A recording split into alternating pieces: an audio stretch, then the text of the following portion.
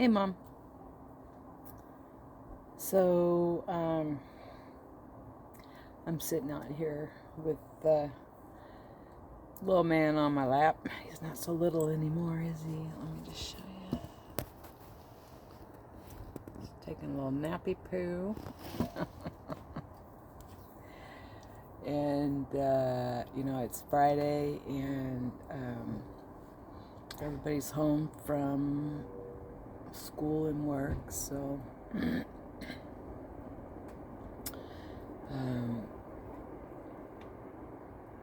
it's pretty much been a lazy day for me today. I mean, I haven't been lazy, but I haven't really worked on any projects. And then I realized, I should have already had this started. But here we are in essentially mid-November, and I'm just now getting around to starting my starter. So I figure I would take you along. I'm not going to do it right now, but I'm going to talk to you about what I'm going to be doing. Mom, I love you. Anyway, so for any of those out there that don't know what a starter is, it is, it is essentially how they made bread back in the day. It is the basis for all things sourdough. And, you can do a lot with starter, including, just making pancake batter, waffle batter, cookies and muffins, and goodness gracious, I think the list goes on and on. Let me preface this by saying that while I do live in the San Francisco Bay Area, I live in the East Bay, I do not have a San Francisco starter, which I plan on getting a pantry, and once I get a pantry, I may remedy that and have 2 starters going. I'm not sure yet. Regardless of how that goes, that's the future. I'm not even getting that until next year, after Bella's birthday. In any event, what I was saying is I normally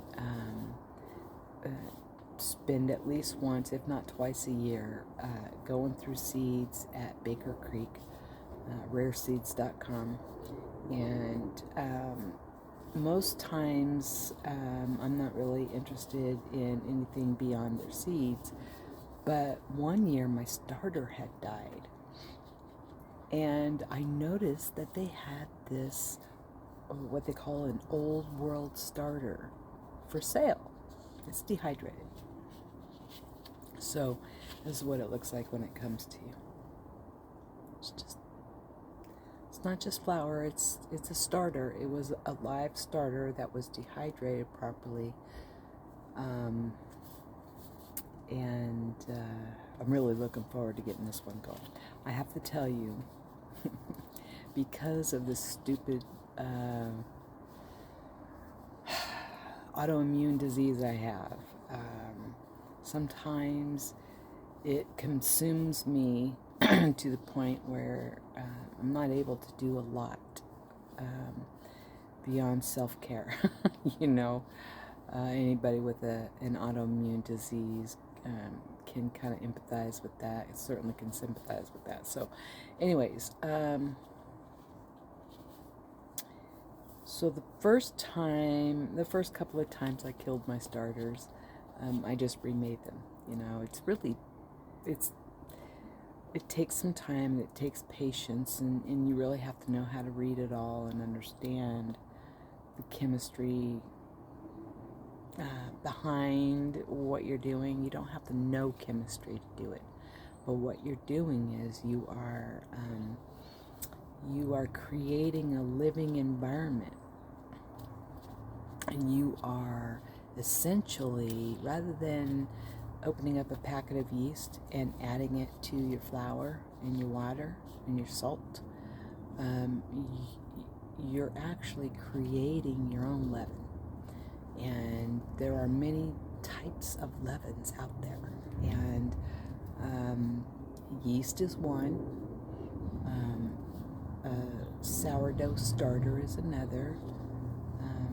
There are different types of starters for different types of bread. There's sponges. There's, oh my God, right now they escape me, but there's a handful of names of different styles of starters that you can create in your kitchen. And all it takes is the basics in your pantry and a little bit of time. And, they're super easy to do. Some require that you make a little something the night before. Some require, it all depends on the leaven that you're using. And typically, your recipe will describe the type of leaven that is. They'll basically put in there what's called for. The recipe will be based on, whether it's yeast or sourdough starter or a sponge or, I can't think of the rest of the names. Anyway, so there came this one time where I was so frustrated, and it's not the starter's fault. If you don't feed it and you leave it out, it's gonna die. Sorry, Georgie, I moved.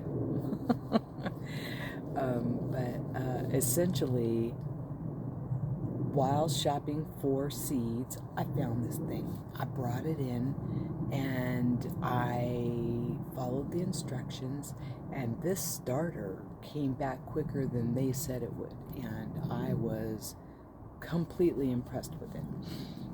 And I used it for a year. And then I killed it. So I bought another one. Essentially the same thing happened. I don't even know if it lasted for a year. But then I killed it. And what I'm going to do, this is the third one. And what I'm going to do, once it can be considered an active starter, I am going to put some in the fridge.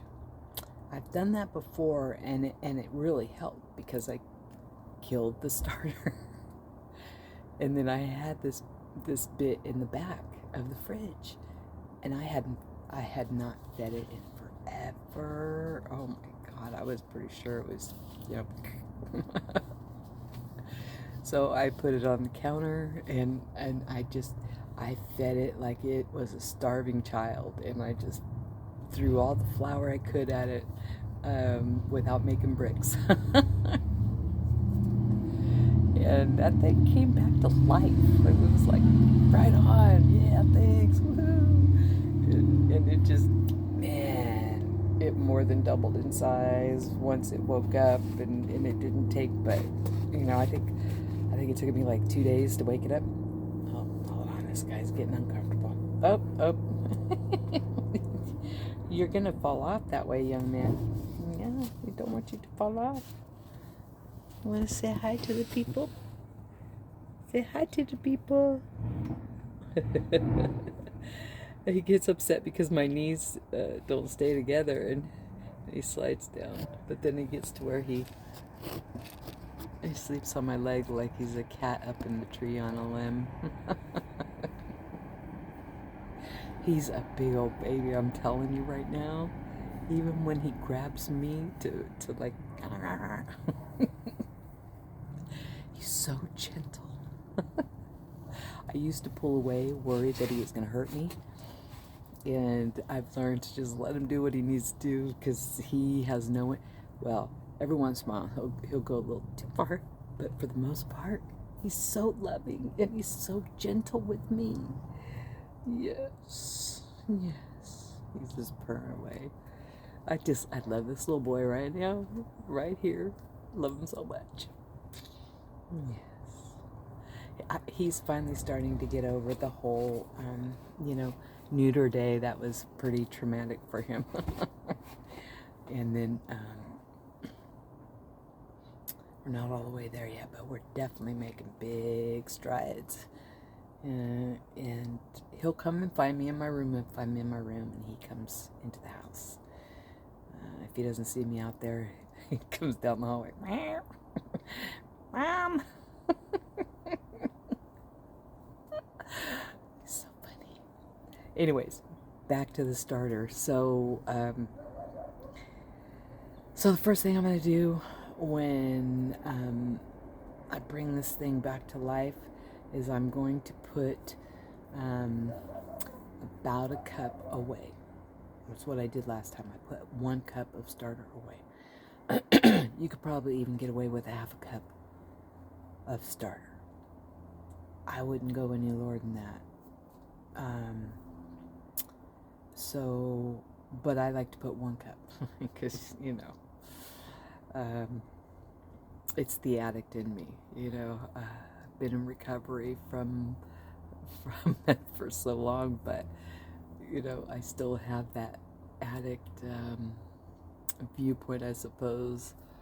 Well, if one's good, two's got to be better, right? So if you only need a ½ cup, I'm saving 1 cup. More. No. Anyways, so I'm looking forward to getting back to working with starter and honing my baking craft. It's been a learning process. It really has, and I am becoming more confident. I wish that we had air conditioning in this house, because I would bake more than just in the winter. It's just too hot. I don't bake anything in the summer. I just don't. If I need to bake something in the summer, I bake it in the morning. And that's how we work that one out. So, suffice to say, I'm looking forward to doing this. And I'm going to take you along on the whole process. And, they include a recipe for 4 loaves of bread. I don't have 4 bread pans. I used to have 2, but I destroyed one making meatloaf. So I got to get a couple of more. Excuse me. Yeah, it takes 9 1/3 cups of bread flour. plus more for later use. That's for dusting and things of that nature. Yeah.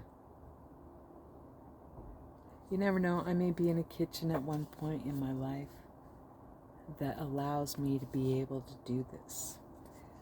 The kitchen I'm in right now barely allows me to make 1 loaf, let alone multiple loaves. So, anyway, so this is the gig. This is Old World Starter.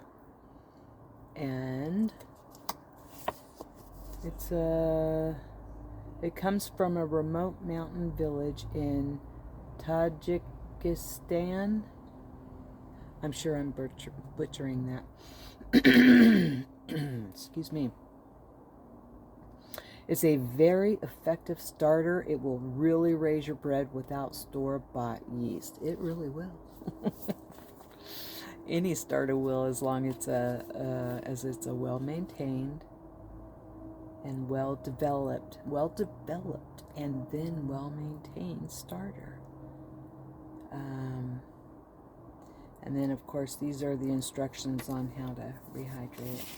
Very specific, very clear. If you ever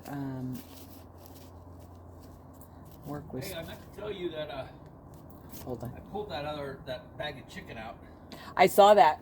So I didn't know if you want to use some for dinner or anything, but I'm going to bag some up and put it, in smaller bags for the... Yeah, I was actually going to pull it out because I was going to make chicken enchiladas. Okay. Oh.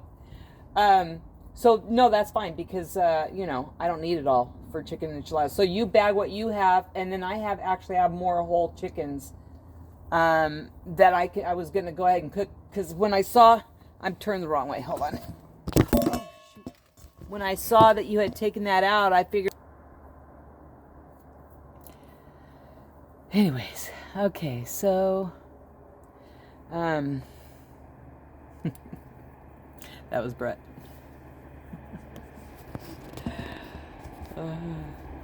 Talking about the chicken that was in the freezer. Because I had baked 4 whole chickens, roasted them, and then made chicken broth and canned that. And I've been eating off that chicken. I'm going to make some chicken enchiladas. Not tonight, but tomorrow night I'm going to do it. And I can't believe George stayed on my lap. Normally when Grandpa comes that close, he's out. But see? Oh, he's such a sweet boy. I love him so much. Anyways, I really don't remember what we were talking about. I was going to say, if any of you are interested in having a starter, there's plenty of people that sell starters. Like King Arthur sells, starter. Just a number of places sell starter. The majority of them will sell a dehydrated starter. There are some that will sell you a live starter. That is like the San Francisco sourdough place. If you go there for a tour, you can buy, I believe, I'm not sure about that. I know you can get a dehydrated one. I'm not sure about the live one. Anyways, and then there's Baker Creek, of course, a seed company, but it's an heirloom seed company, and they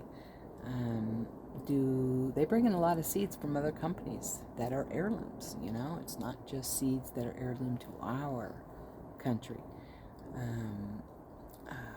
So in any event, rareseeds.com, and check them out. If not, go figure it out, man. It's easy, super easy to make your own starter. It's so easy, I bought my own.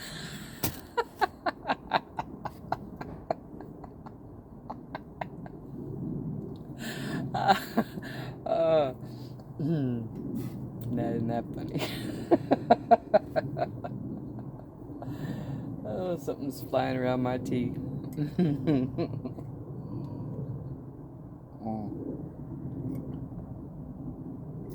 That's good.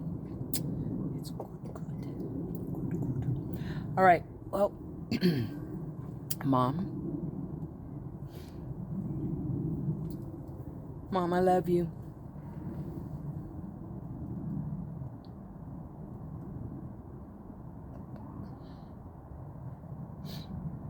I hope to hear from you soon. Okay? All right. Y'all be good.